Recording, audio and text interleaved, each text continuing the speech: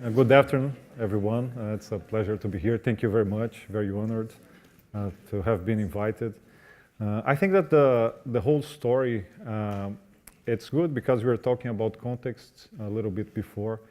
And actually, I myself, I've lived most of my life in the Americas. So for the first time, I've been living in Johannesburg since October 16.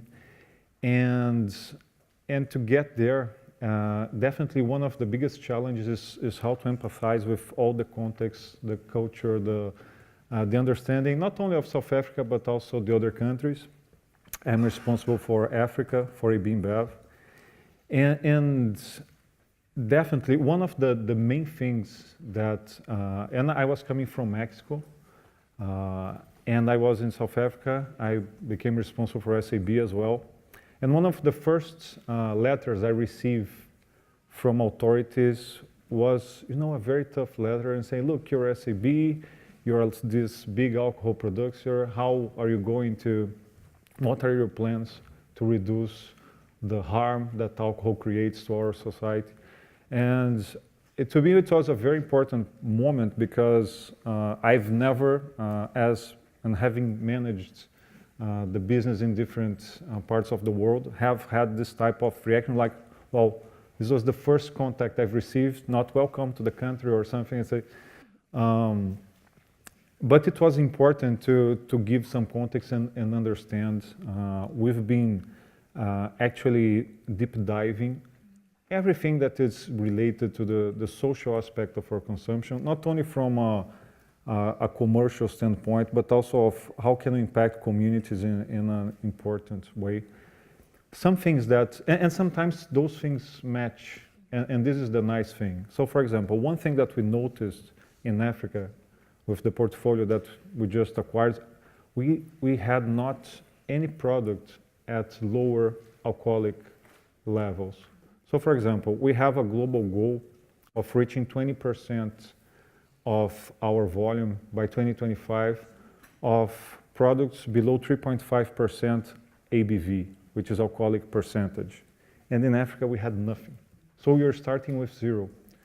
And so our focus is how can we start? The first thing is if we want to separate beer from alcohol harm, I think that the first part is making sure that our product is recognized as a product for socialization. Right, I'm pretty sure. I'm not sure how many of you are beer drinkers. I'm a beer drinker. Can we see how many? How many are beer drinkers here? Okay. Did you notice that not many of the women raised their hands? I think that's. They drink wine, maybe. That's a great opportunity for us. But the fact is, we want the occasions for beer drinking to be special occasions, to be our products associated with a nice socialization moment. And not with moments that generate harm. That could be road accidents, someone who just ingested alcohol and kills a pedestrian, someone who goes back to their home and beat their wife or partner.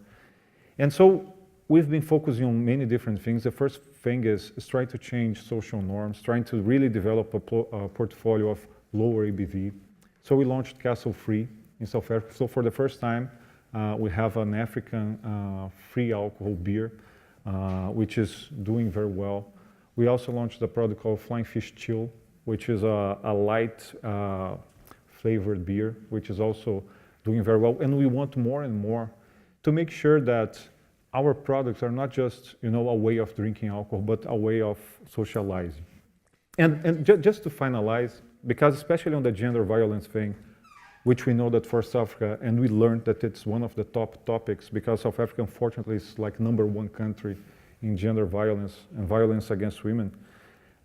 We wanted one of our top brands, which is Carling Black Label, to be really our ambassadors in terms of creating this awareness to public and talking about, look, we may be part of the problem, but we also want to be part of the solution. So we gathered with NGOs, with government, with many different entities, and we launched the No Excuse movement, which in November, which during the days against women violence. And just on March the 3rd, there was a big derby there, Orlando Pirates, Kaiser Chiefs. And we because in many cases, I mean, this combination, you know, your team loses, you drink too much, and you're angry.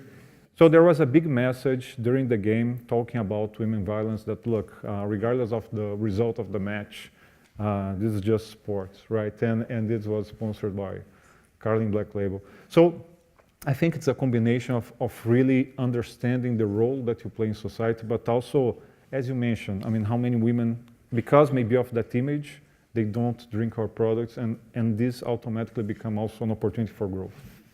Right, thank you so much. Okay. And can I just follow up quickly? So these alcohol-free beers and these low alcohol content beers, do you come up with them in your innovation center?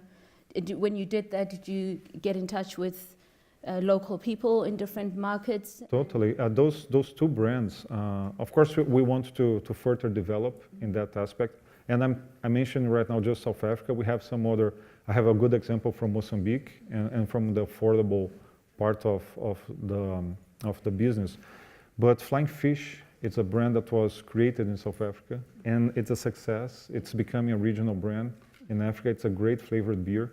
And we just wanted to make a lighter version of it, because so we could reach a bigger public and drive moderation as well. And Castle Lager is our main brand. I think it's an iconic brand from South Africa.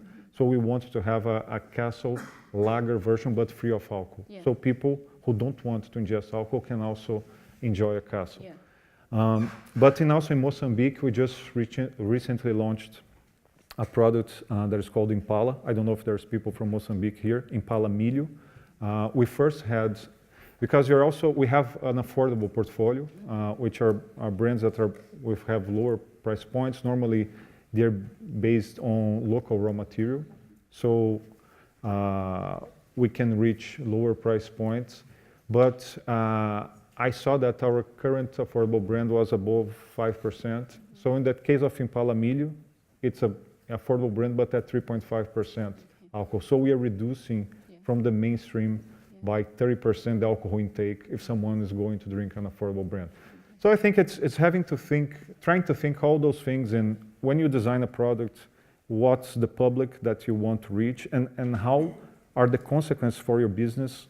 Like, for example, in Africa, we have a very low per capita consumption of beer. I don't know if you're aware, but most of the alcohol intakes from informal alcohol in many countries.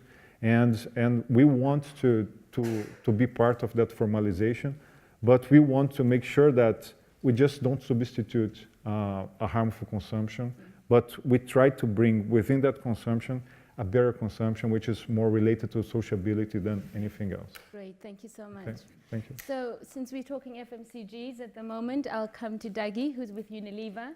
And just touching back on the story, your soaps are being mugged for. People are being, have your product ripped from their hands as they're trying to sell them.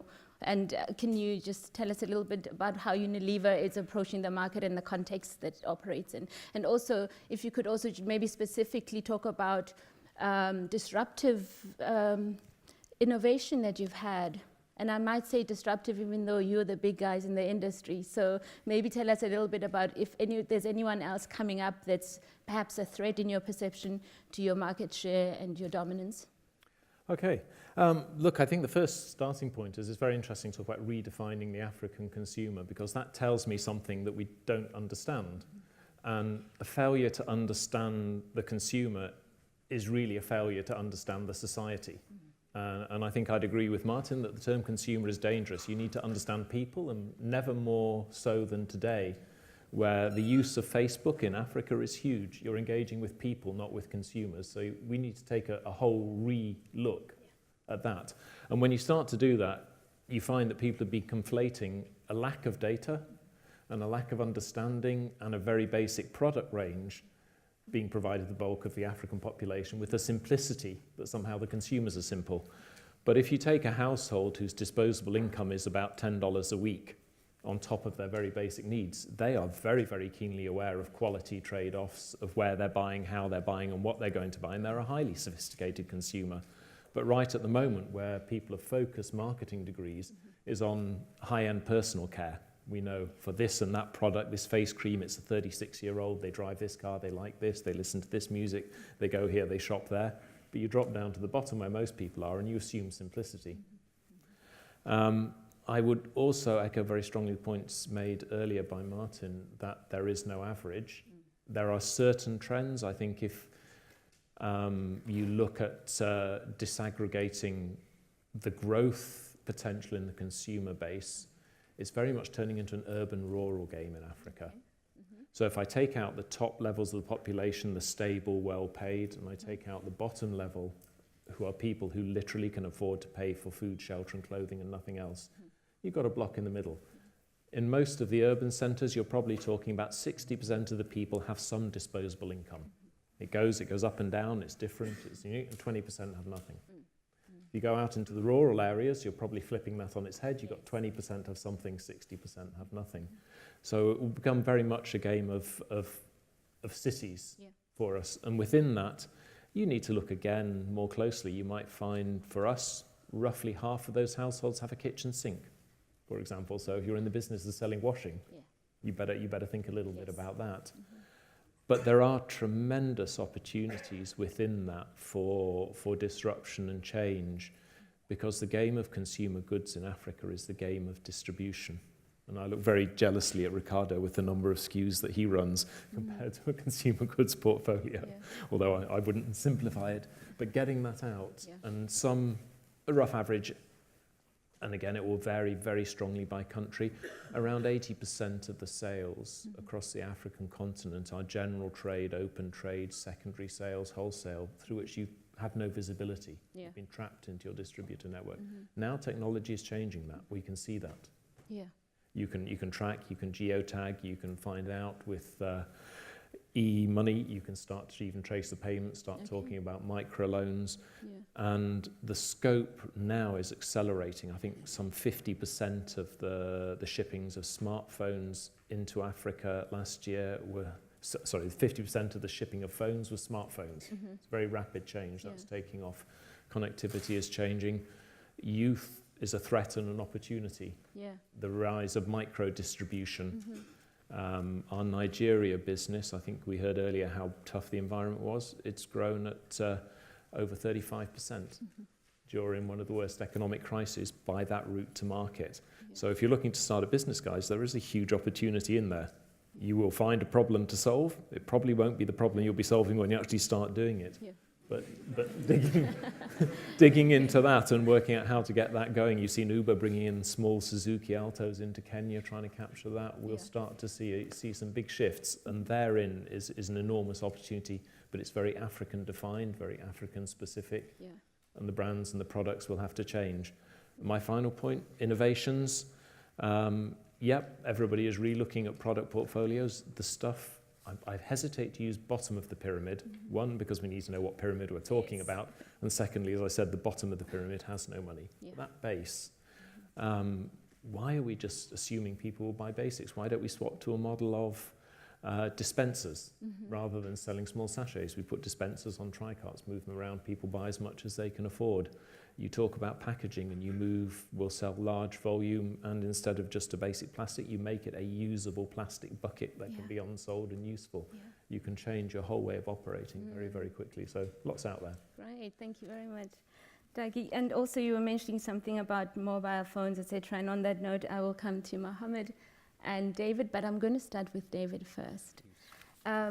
David, you told me some very exciting things about what your business is able to do. Earlier, we were talking about the expense that's involved in transfers of payments, etc. So, can you? Is it working? Okay.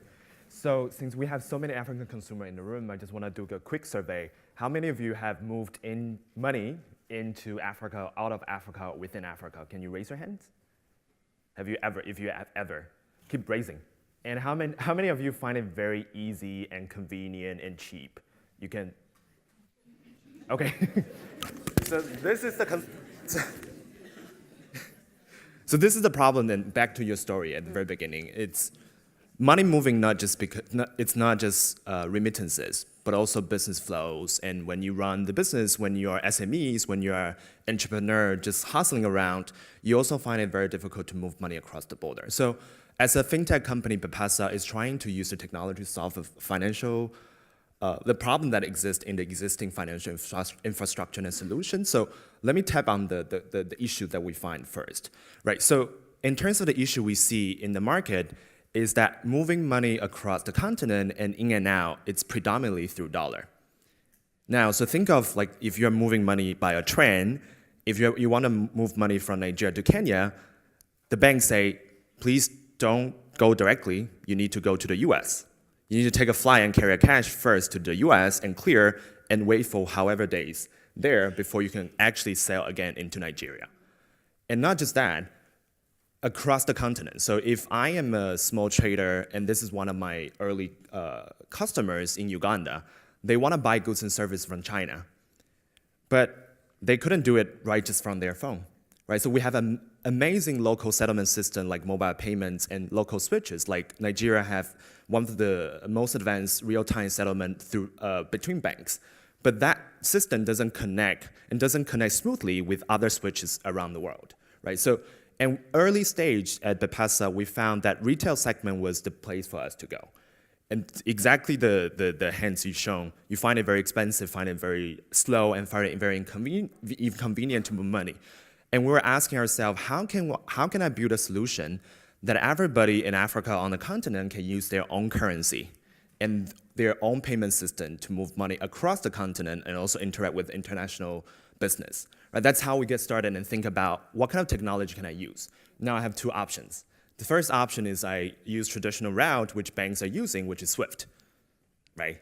And second option, 3 years ago, everybody was still like suspicious about the blockchain and the Bitcoin or cryptocurrency. At the early stage, we start using that.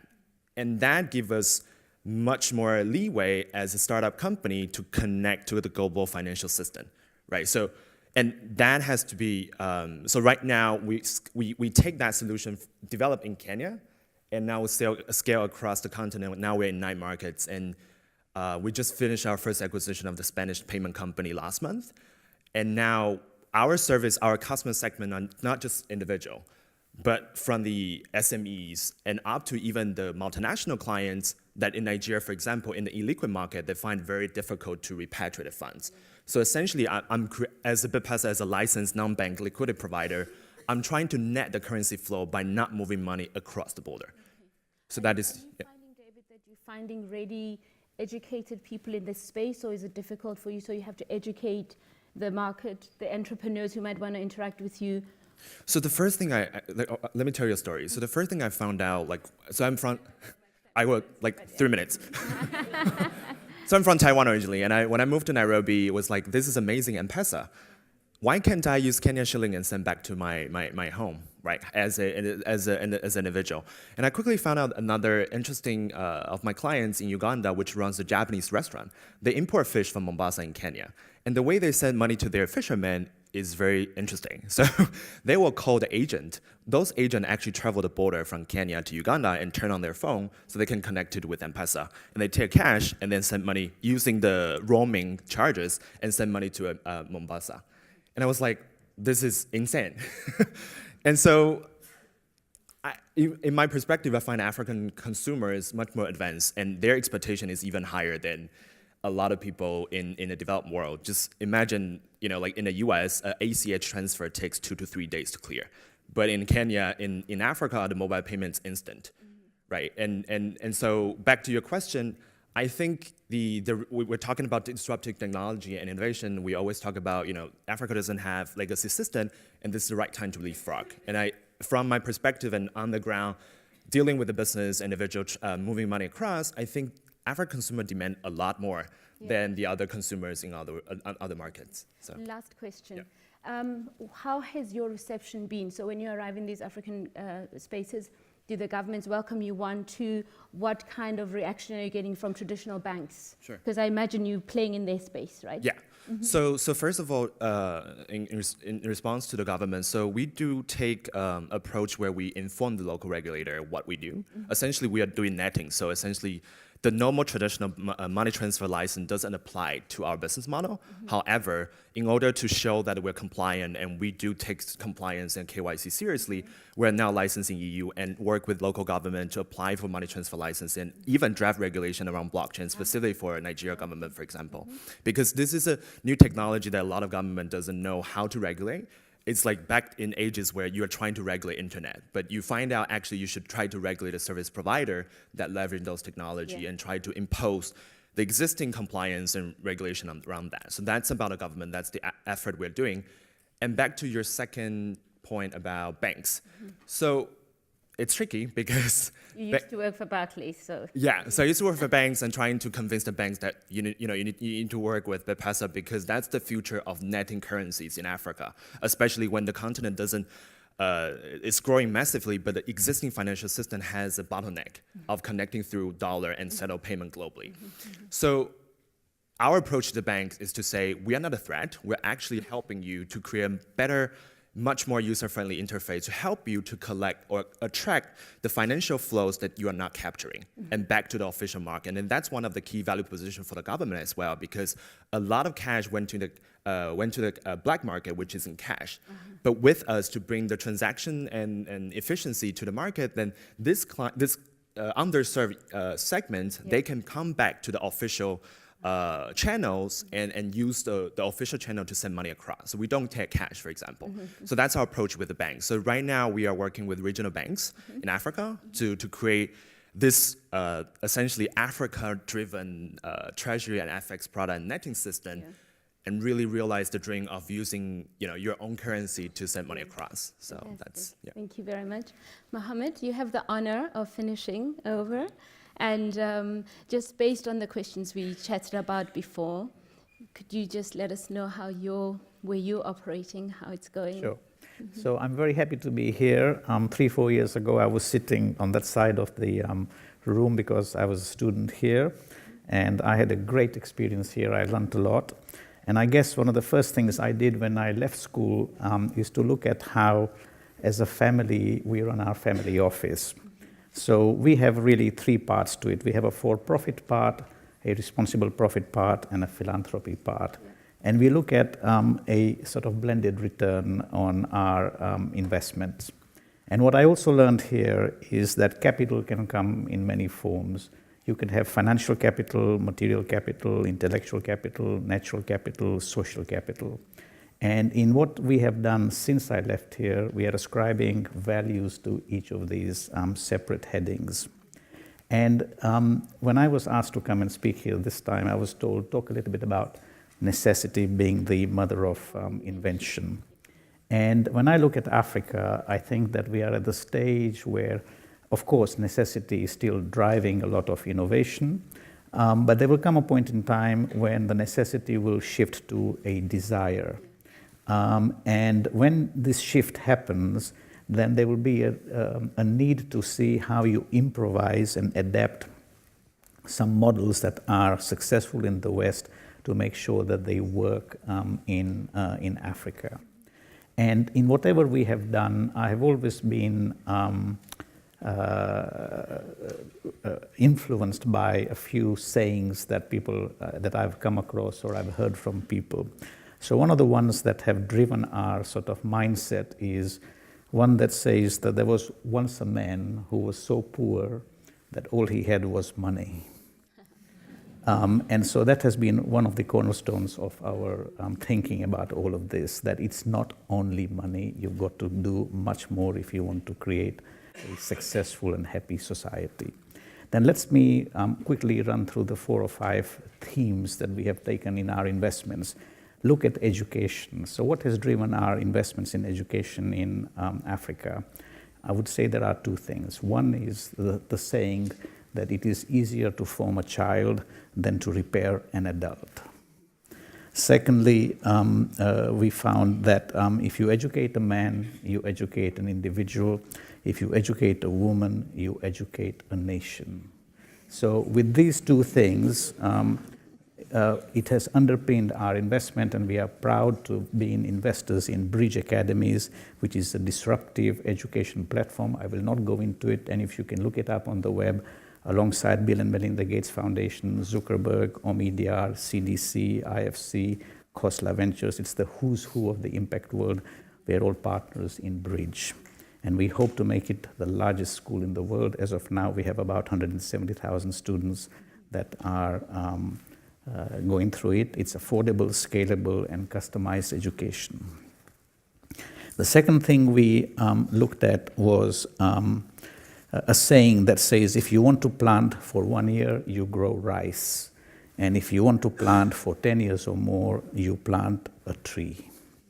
And with this saying, we invested in a company called Rural Shores, whose mantra is, how do you bring jobs and livelihoods to villages, as opposed to having people leave villages and go to urban areas for work? Because that has its own challenges. The towns and cities cannot cope with all the crowding, resource scarcity, and all of that. So how do you keep them where they are, but then find ways to motivate them where they can earn a livelihood? And here the focus also is more on girls than on boys. The third thing we thought about is, should one man's waste be allowed to be made into another man's gold? So this has underpinned our thinking on waste management. If you go across most of Africa today, when you arrive at the airport, the first thing you see is rubbish dumps everywhere. The governments are failing. You pay your taxes, but they fail to provide you with the basic service of how to clean up this waste and process it. So there are some amazing models that have been developed, and we are proud. And it was just here in this room that I met an amazing Nigerian girl who came from MIT. She set up a Nigerian social enterprise called We Cyclers, and we have been proudly now following this model in Zanzibar, in Kenya, as well as in Tanzania. So this is an approach which is a top-down approach as well as a bottom-up approach. So from top-down, if those of you are interested, please look at CDD Society. It's an Indian venture that employs what they call honeysuckers. It's a very interesting concept, and we are now working with them to try and bring this to Africa. So this is our top-down approach. The bottom-up approach is the We Cyclers approach. The fourth investment thesis we have, and again it is pinned by a couple of aphorisms, a savage is not one who lives in a forest, but one who destroys it. Okay, so this is our environmental strategy. And also, there is no Wi-Fi in the forest, but you get much better connectivity. Yes, absolutely. Okay, Yeah. and with this, we had the privilege of investing in an amazing organization that has got technology that underpins it, and this has got sensors on a rhino's horn to ensure, it's in Tanzania's game parks, to ensure that the rhinos are preserved and protected. And the same technology can be applied to a number of different wildlife. The final thing, and the inspiration for that has come from a saying that is an Ethiopian saying that says that when spiders' web unite, they can tie up a lion. Okay. Now, what's the philosophy behind this? The philosophy behind this is a concept which we called village, the ideal village construct.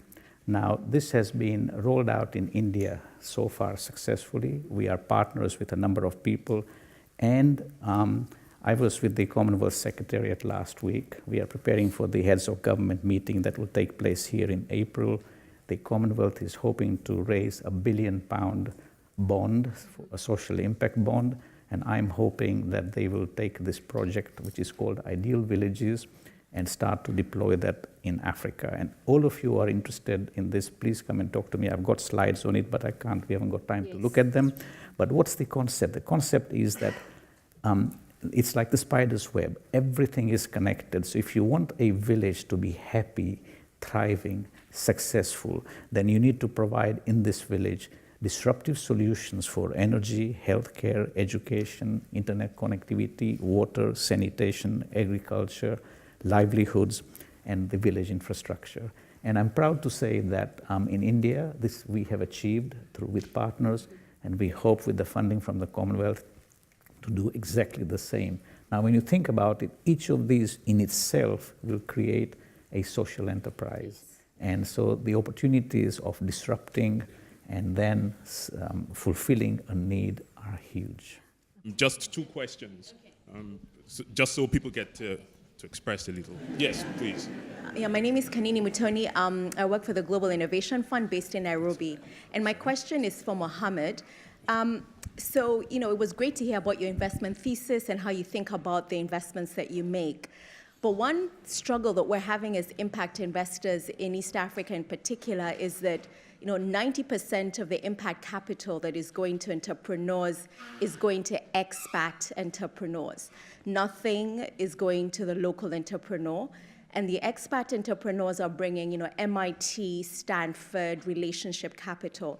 So I just wanted to ask you, what is your view around making capital much more inclusive going forward to make sure that local entrepreneurs are also getting a share of the impact capital cake? This is a transition, in my view. So what is happening is this whole wave of impact investing is a relatively new phenomena. If you look at TPG, it raised the first $1 billion fund for impact investments ever. And Texas Pacific Group is one of the largest private equity groups formed by David Bonderman at West Coast, US. So it's the first time that a $1 billion impact fund has been formed. So when you look at the market, we are on impact where venture capital was probably 20, 30 years ago. We are at the cusp. It's the starting phase, okay? So the way this transition works is today, it will be the big impact funds from the West that will have the know-how and the tools, impact measurement tools and all of that, and that will then slowly translate. So an approach that we ensure that we take with our portfolio companies is to ensure that in every one of these, 70 to 80, maybe even 90% of the employees have to be local.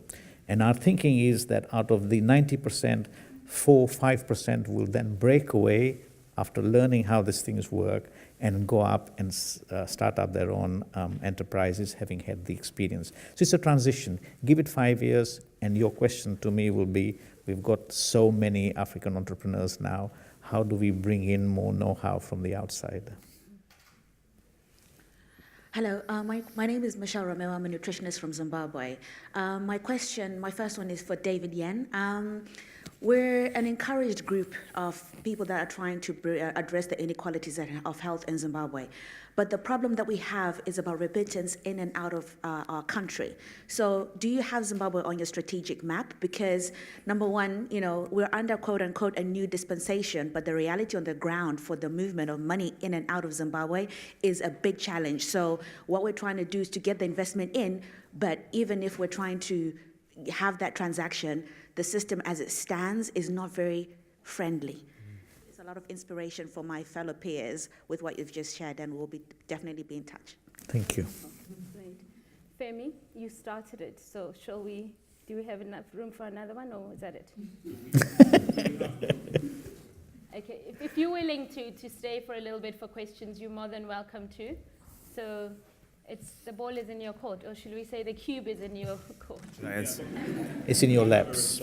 Yes. Well, so I think the quick answer is let's connect later, because in terms of, so we definitely want to penetrate the frontier market, because that's where we see we can add the most value by bringing new infrastructure into facilitating in and out of money movement. But there are just like a lot of different factors we need to look into in terms of entering new markets. So I'd be happy to share more with you, and then let's connect offline.